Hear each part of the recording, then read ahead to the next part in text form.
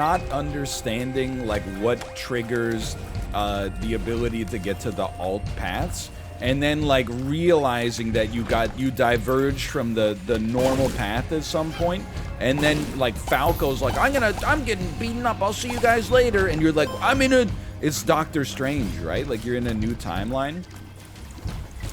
I wouldn't say, I'm very wary, perhaps even I overcorrect for the nostalgia bias, the idea that things were always better when I was stupider.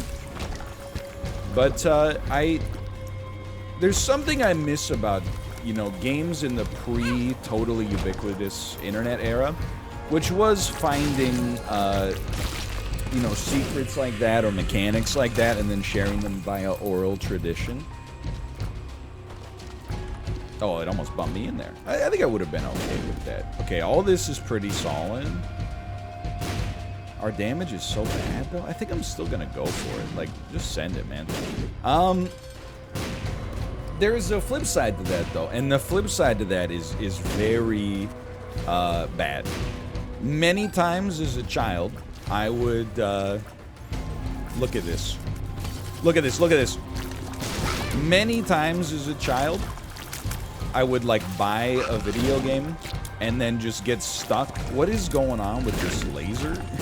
It's like the spore tears plus the laser is causing whatever this tiny little Azazel angelic brimstone is, but also creating some freaking nasty little spore tears that are doing some amazing work. But you would buy a game and then like just get stuck and then either go to EB Games and hope that they carry a strategy guide for it that you can, if you're quick, you could leaf through it and be like, okay, good. Otherwise, like, I don't know, go to your public library and hope that they got some free internet access available that day. It's been known to happen. What a strange run we got here. I'll never forget, like, I bought James Bond 007 for the Game Boy Color. And, you know, you think it's going to be like GoldenEye, right? It came out a couple of years after GoldenEye. You think it's going to be like, da-da-da, using your laser watch to do, like, some cool stuff. And then, like, you don't even get to do anything cool at all in the first hour of the game. You have to fix a bridge in order to escape from this village that you're trapped in.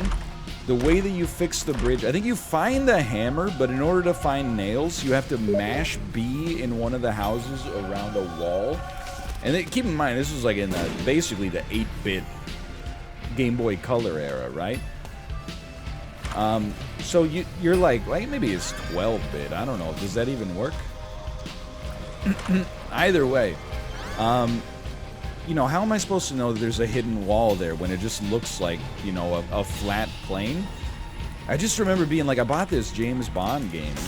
I remember very specifically, I bought the James Bond 007 Game Boy Color game and Banjo-Kazooie on the same day. And I actually, this is embarrassing for me to admit, I cried. And you're gonna love this story. I've never told it, I think. And it's very in character for me, even to this day. Maybe without the tears, but with the same kind of reservation. I cried when I decided to buy them. Not in the store, but at home earlier that day. And my mom was like, why are you crying? And I was like, this is a lot of money, but I want it.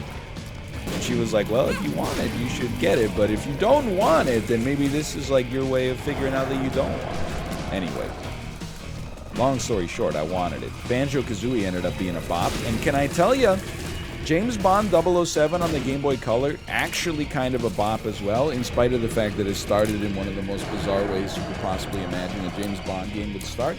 Anyway, we made it 26 wins in a row. Thanks for watching. Hope you enjoyed it. Enjoy your Labor Day, and I'll see you next time. See ya!